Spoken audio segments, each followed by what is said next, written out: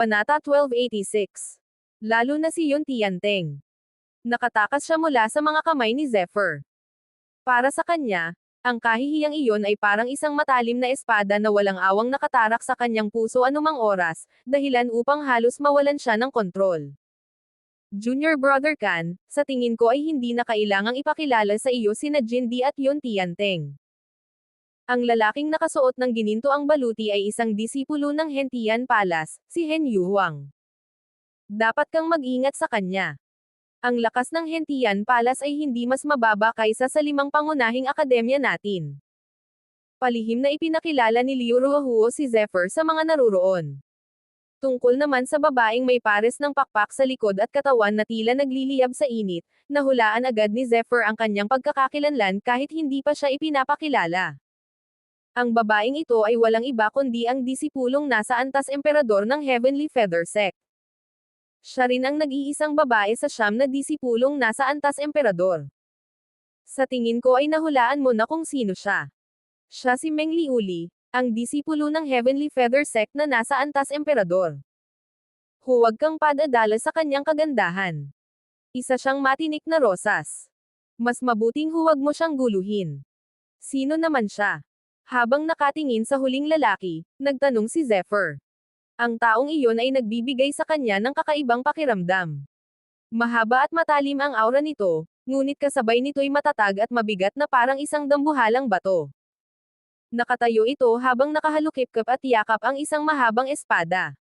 Tahimik lamang siyang nakamasid, ngunit ang kanyang presensya ay tila isang espada na hindi pa nabubunot. At ang ganitong uri ng tao, kapag kumilos, ay tiyak na nakakatakot at lubhang mapanganib. Iyan si Kay Chanjian ng Heaven Mending Pavilion. Bilang isa sa mga disipulong nasa antas ng siyam na emperador, natural na may sapat na kaalaman si Liu Ruohuo tungkol sa ibang mga disipulo sa antas emperador.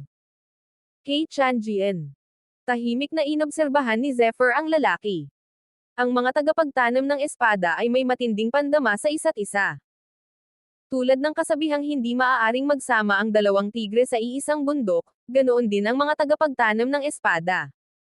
Sa sandaling iyon, hindi lamang si Zephyr ang nakapansin kay Kay Chanjian, lumingon din ang kabilang panig upang tingnan siya. Sa pagmulat at pagpikit ng mga mata nito, tila bahagyang gumalaw ang aura ng isang dambuhalang bato. Habang patuloy na inoobserbahan ni Zephyr ang mga taong nasa paligid, bigla niyang naramdaman ang isang matalim na tingin na nakatutok sa kanya.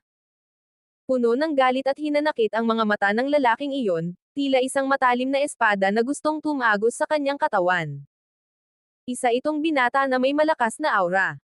Kahit hindi pa siya nasa antas emperador, sapat na ang kanyang lakas upang maituring na disipulo sa antas hari. Sa sandaling ito, matapang siyang nakatitig kay Zephyr, at ang mabagsik na tingin nito ay bahagyang nagpakunot sa noo ni Zephyr. Mabilis na nakilala ni Zephyr ang kanyang pagkakakilanlan matapos lamang ang ilang tingin. Ito ang lalaking nakasuot ng asol na nakita niya kamakailan sa mahiwagang lawa.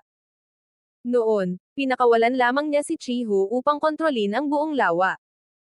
Hindi niya inaasahang susubukan ng lalaking iyon na makinabang sa sitwasyon, kaya't basta na lamang niya itong pinalipad palayo sa isang sampal. Ngunit hindi niya akalaing muli silang magkikita ng ganito kabilis. Bukod pa roon, kasama nito si Hen Yuhuang ng Hentian Palace. Malinaw na itinuring ng lalaking nakasuot ng asol si Hen Yuhuang bilang kanyang tagapagtanggol. Kanina lang. Nang magsasalita pa sana si Liu Ruohuo, biglang may isang lalaking malamig na tumingin kay Zephyr. Ikaw ba ang sumakit sa disipulo ng Hentian Palace? Napakabangis at dominante ng tinig ng lalaking iyon. Para bang wala siyang pakialam sa iba pang emperador na naruroon habang direkta niyang tinatanong si Zephyr sa malamig na boses. Sa sandaling marinig ang tinig na iyon, hindi napigilan ng lahat na mapalingon. Kabanata 1287. Ang taong nagsalita ay nakasuot ng gininto ang baluti. Kahanga-hanga ang kanyang tindig, at ang buong katawan niya ay nababalot ng naglalagablab na apoy. Isa siyang tunay na invincible, na tila isang walang kapantay na Diyos ng digmaan. Ang kanyang mga mata ay parang dalawang matatalim na espada na direktang nakatutok kay Zephyr. Ang taong ito ay walang iba kundi si Hen Yuhuang. Sa kanyang tabi, nakatayo ang isang binatang nakatingin kay Zephyr na may kakaibang ngiti. Kitang-kita ang matinding galit at puot sa kanyang mga mata. Dahil sa mga salita ni Hen Yuhuang, agad na bumigat ang kapaligiran sa paligid. Tila may gustong sabihin si Liu Ruohuo, ngunit sa huli ay napabuntong hininga na lamang siya at hindi na nagsalita. Gayunpaman, paminsan-minsan ay napapatingin siya kay Hen Yuhuang habang may mapait na ngiti sa kanyang labi. Hehe, mukhang magiging masaya ito. Isang kaaya-ayang tinig ang biglang umalangaw-ngaw. Ang babaeng tumawa ay nakasuot ng itim na leather armor na lalong nagbigay diin sa kanyang magandang hubog ng katawan. Ang pares ng itim na pakpak sa kanyang likuran ay dahan-daang kumakampay, dahilan upang magmukha siyang isang mapang-akit na mangkukulam. Sa lahat ng emperador, tanging si Meng Liuli ng Heavenly Feather Sect lamang ang may ganitong kakaibang aura. Samantala, si Bai Dijan ay nananatiling tahimik. Ngunit sa kanyang malamig at walang pakialam na mga mata ay may mahinang kislap ng sword intent. Sa kabilang banda, ang Fighting Ape Emperor ay tila walang interes sa nangyayari. Tahimik lamang itong nakatingin sa langit, na para bang walang anumang bagay sa paligid ang kayang makaagaw ng kanyang pansin.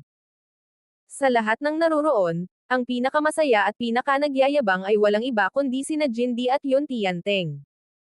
Ako nga iyon. Habang nakatingin sa lalaking nakasuot ng asol na kasuotan na nakatayo sa tabi ni Hen Yuhuang, agad na naunawaan ni Zephyr ang buong sitwasyon. Hindi niya kailangang itanggi ang nangyari. Hindi ugali ni Zephyr ang umiwas sa responsibilidad ng sarili niyang ginawa. Pagkasabi niya nito, bahagyang natigilan si Hen Yuhuang. Hindi niya inasahan na magkakaroon ng ganoong katapang si Zephyr. Ni hindi man lang ito nagtangkang magpaliwanag o makipagtalo. Hen Yuhuang, si Junior Brother Kan ay mabuting kaibigan ko. Ako mismo ang nagdala sa kanya rito. Bukod pa roon, isa rin siyang disipulo ng Boundless Academy. Malalim na sabi ni Liu Ruohuo. Bahagyang nagbago ang ekspresyon ni Hen Yuhuang matapos marinig iyon. Pagkatapos ng lahat, dalawang emperador ang nasasangkot dito. Ngunit hindi nagtagal, muling lumamig ang kanyang mukha. Sa sandaling iyon, malinaw na nakita ni Zephyr ang bahagyang paggalaw ng labi ni Jindy ng ilang beses. Halatang lihim itong nagpadala ng voice transmission kay Hen Yuhuang. Kung ganoon, alang-alang sa iyo at kay Jindy, hindi ko napalalakihin pa ang usaping ito. Ngunit hindi ko maaaring baliwalain ang pananakit niya sa mga disipulo ng Hentian Palace. Huminto sandali si Hen Yuhuang bago malamig na nagsalita muli. Ibigay ni Zephyr ang Extreme Ice Iron bilang kabayaran, at ituturing kung hindi nangyari ang lahat. Tama iyon. Ngumisi ang lalaking nasa tabi ni Hen Yuhuang. Zephyr, sinaktan mo ako. Hindi ba't dapat kang humingi ng tawad? Ibigay mo na sa akin ang Extreme Ice Iron na iyon. Kabaitan na nga ito ng senior brother ko. Kung hindi, walang makakapagligtas sa iyo rito. Sa pagbanggit pa lamang ng 5 salitang, Extreme Ice Iron, kahit ang mga eksperto sa antas ng emperador ay hindi napigil ang maantig. Pagkatapos ng lahat, isa itong pambihirang materyal na ginagamit sa pagpino ng likas na kayamanan. Mas bihira pa ito kaysa sa Bloodline Treasures, kaya naman kahit sila ay natutuksong makuha ito. Maging si Liu Ruohuo ay natigilan din. Hindi niya inakalang may ganitong kayamanan pala si Zephyr. Tahimik na minasdan ni Zephyr ang pagbabago ng ekspresyon ng bawat emperador. Ngunit sa kaibuturan ng kanyang puso, malamig lamang siyang napangiti. Kabanata 1288. Sa mga taong naroroon, bukod kina Bai Dijan at sa emperador ng mga unggoy na lumalaban, unti-unti ring nagkaroon ng interes ang iba pang mga emperador. Haha! Isang bahagyang ngiti ang dahan-daang lumitaw sa labi ni Zephyr. Habang nakapikit at muling dumidilat ang kanyang mga mata, dalawang sinag ng malamig na liwanag ang biglang kumislap at gumalaw sa kanyang paningin. Buzz! Kasabay ng matinis na tunog ng pagkapunit sa hangin, ang figure ni Zephyr ay biglang naglaho sa kanyang kinaroroonan at marahas na sumugod patungo sa kalawakan. Paano mo nagawa yan? Hindi inaasahan ni Hen Yuhuang na magiging ganoon katapang si Zephyr. Sa kanyang paningin, isa lamang itong kalahating hakbang na nasa antas ng espiritu, ngunit nang ahas itong baliwalain siya sa harap ng napakaraming tao at umatake pa. Kasabay ng isang matinding ungol, marahas na bumagsak ang kanyang palad. Isang nakakatakot na aura ng pagpatay ang biglang sumabog sa paligid. Ang kanyang palad ay kumilos na tila kayang durugan ang kalawakan.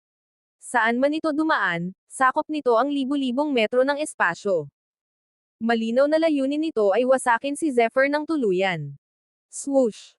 Kasabay ng tunog ng pagputol sa hangin, ang bilis ni Zephyr ay nakakagulat na mabilis sa paningin ng lahat. Sa isang kisap mata, nawala siya sa kanyang dating kinaroroonan. Hindi lamang niya naiwasan ang atake ni Hen Yuhuang, kundi tila isa siyang dragon na lumalangoy sa hangin, mabilis na gumagalaw habang kasabay ang kulog na tunog ng kanyang pag-usad. Sa sandaling iyon, biglang nagbago ang ekspresyon ng disipulong nakasuot ng kulay cyan. Hindi niya inaasahan na ganoon kabilas si Zephyr. At higit sa lahat, naglakas loob pa itong kalabanan ang isang eksperto sa antas ng emperador. Ngunit wala nang pagkakataon para mag-isip pa si Zephyr. Ang kanyang buong katawan ay sumabog sa galaw. Isang matalim na sinag ng banal na liwanag ang agad na lumabas at tumama sa target. Buzz! Kasunod ng nakabibinging tunog ng pagkapunit, nagkalat ang sariwang dugo sa hangin. Sa isang iglap, naputol ang leeg ng disipulo at bumagsak ang katawan nito habang lumilipad ang dugo sa paligid. Zephyr, hinahanap mo ang kamatayan. Isang galit na ungol ang umalangaw-ngaw sa kalangitan mula kay Hen Yuhuang. Sa sandaling iyon, ang kanyang mukha ay naging baluktot sa matinding galit. Sa pagtingin sa bangkay ng kanyang disipulo, halos mawalan siya ng katinoan. Hindi mahalaga sa kanya ang isang disipulo lamang, ngunit ang mapatay ito sa harap ng napakaraming tao ay isang lantad na sampal sa kanyang mukha. Tama na. Isang malamig at mabigat na boses ang biglang umalangaw-ngaw sa paligid. Sa pagsalita nito, maging si Hen Yuhuang ay bahagyang natigilan. Sa di kalayuan, dahan-daang iminulat at ipinikit ni Bai Dijan ang kanyang mga mata, tila may kumikislap na liwanag ng espada sa loob nito.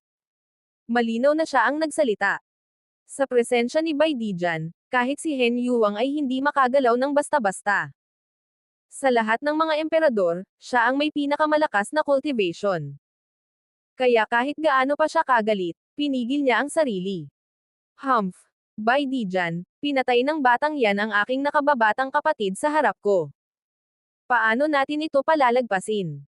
Kung ibibigay mo ang Extreme Ice Iron, maaari kong kalimutan ang nangyari.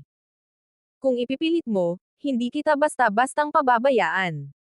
Isang malamig na ngisi ang lumitaw sa labi ni Bai Dijan. Isang kapatid lang ang nawala sayo. Pero si Junior Brother Kan, napatay na niya ang Star Sword Emperor. Umalangaw-ngaw ang malinaw at malamyos na boses ni Meng Liuli sa buong espasyo.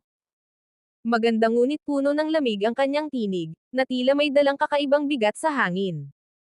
Kabanata 1289. Gayunpaman, sa sandaling lumabas ang kanyang boses, agad na nagbago ang ekspresyon ng lahat ng mga emperador. Maliban kay Yon Tianteng na tila alam na ang lahat mula pa noon, wala ni isa sa kanila ang nakarinig ng ganitong pahayag sa lugar na iyon. Si Hen Yuhuang, na kanina'y puno ng bangis, ay biglang nanigas. Parang may humigpit na kamay sa kanyang leeg. Namula ang kanyang mukha, at kitang-kita ang pagkaputol ng kanyang kumpiyansa. Dilat na dilat ang kanyang mga mata habang nakatitig kay Zephyr na nasa kanyang harapan.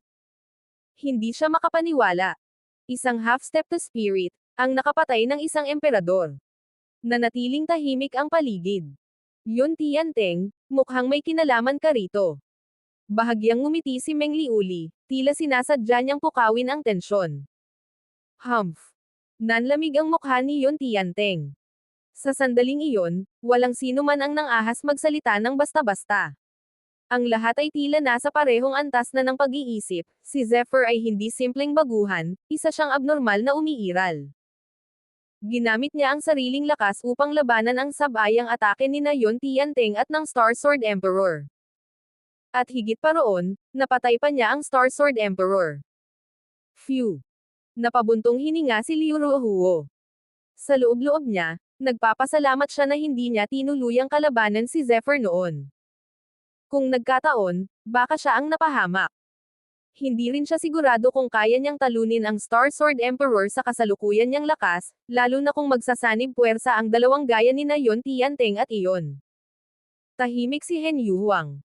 Wala na siyang sinabi, ngunit ang puot sa kanyang mga mata ay hindi nawala, itinago niya ito sa kaibuturan ng kanyang puso. Samantala, napansin ni Zephyr ang babago sa paligid. Noon, tingnan siya ng mga emperador bilang mas mababang nilalang. Ngayon, iba na. Pantay na ang tingin sa kanya. Hahaha. Tama iyan, bata. Hindi nagsinungaling si Jin Zonshan tungkol sa iyo, may tapang ka talaga. Tumawa ng malakas ang Battle Monkey Emperor, nagpapadala ng voice transmission. Sa mga salitang iyon, nagbago ang reaksyon ni na Jindy at ng iba pa. May malinaw na ibig sabihin ang pahayag na iyon, hindi na si Zephyr basta tagalabas, may koneksyon na siya sa antas ng mga emperador. Kung ganoon, dahil nandito na tayong lahat, hindi ba dapat pag-usapan natin ang tunay na dahilan? Malamig na sabi ng isang tinig. Parang nag-uumpugang libo-libong espada ang tunog nito. Si Kei Chanjian iyon, hawak ang kanyang mahabang espada gamit ang dalawang kamay. Hehe. Ngumiti si Meng Liuli, ngunit ngayon ay seryoso na ang kanyang mga mata. Sa wakas, mapag-uusapan na natin ang tunay na pakay. Isang malakas na aura ang kumalat mula sa kanya, sapat para patigilan ang paghinga ng ilan sa mga emperador. Alam nyo na may kakaiba sa islang ito. At sa aking pagsusuri, ang pinakapuso ng espasyong ito ay wala kundi ang islang ito. Dito matatagpuan ang isang walang kapantay na banal na kayamanan. Biglang nagbago ang hangin. Isa-isa silang tumahimik. At sa isang kumpas ni Meng Liuli, nagsimulang gumalaw ang buong grupo patungo sa direksyon ng isla. Sa loob ng kalahating araw ng paglalakbay, tumahak sila ng mahigit 500 kilometro. Habang papalapit, mas lalong lumalakas ang kakaibang enerhiya sa paligid ng isla. Parang may bagay na unti-unting nagigising sa gitna ng dagat. Kabanata 1290. Di nagtagal, naramdaman ni Zephyr ang isang malakas na alon ng enerhiya mula sa mga sinaunang puno sa harap nila. Isang kakaibang aura ang biglang bumalot sa paligid, makapangyarihan, mabigat, at puno ng nakakatakot na sigla ng buhay. Saan man ito dumaan, tila kaya nitong yayanigan ang puso ng kahit sinong martial practitioner. Sa sandaling iyon, hindi lamang si Zephyr ang natigilan, pati ang buong grupo ay napako sa kinatatayuan nila, halatang gulat ang mga mukha. Ang nakakatakot na enerhiya ng mga punong iyon. Mahinang bulong ni Baidijan, habang hindi maalis ang tingin sa unahan. Sa kanilang harapan ay bumungad ang isang hindi kapani-paniwalang tanawin. Naroon ang mga sinaunang puno, matatayog, naglalakihang anyo na tila sumasakop ng ilang kilometro ang lawak. Umaabot ang kanilang mga sanga hanggang sa ulap, habang ang kanilang mga katawan ay paon ng mga bakas ng panahon, parang mga buhay na monumento mula sa napakalayong kasaysayan.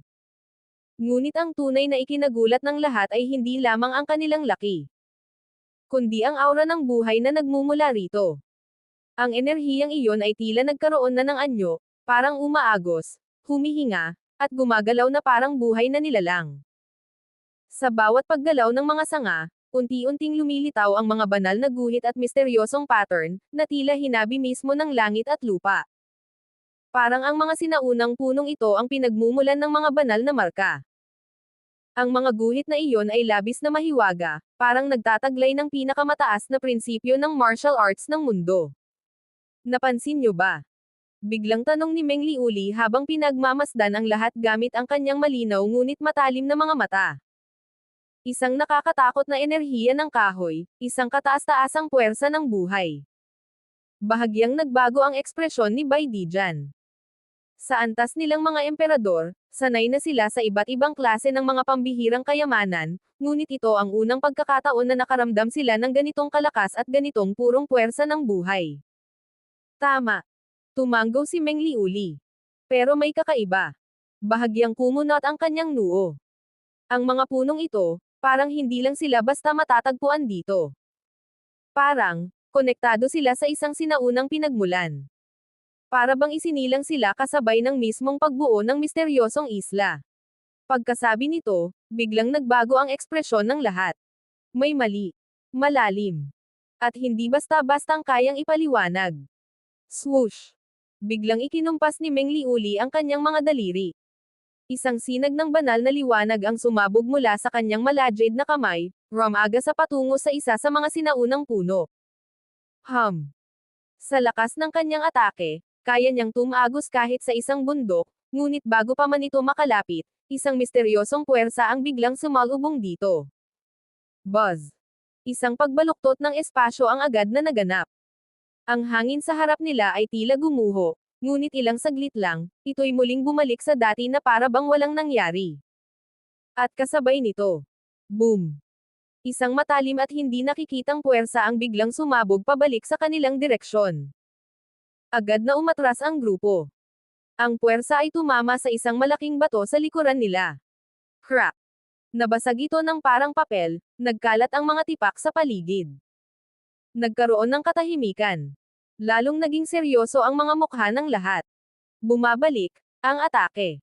Mahinang sabi ni Liu Ruohuo. Tama. Tumanggo si Meng Liuli. May sariling proteksyon ang lugar na ito. Parang isang uri ng sinaunang harang, o mas tama, isang buhay na depensa. Nagkatinginan ang lahat.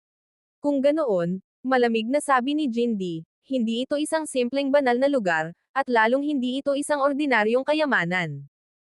Isang mabigat na katahimikan ang bumalot sa grupo. Habang ang mga sinaunang puno sa harap nila ay patuloy na humihinga, parang may sariling kamalayan, nagmamasid, at tahimik na naghihintay.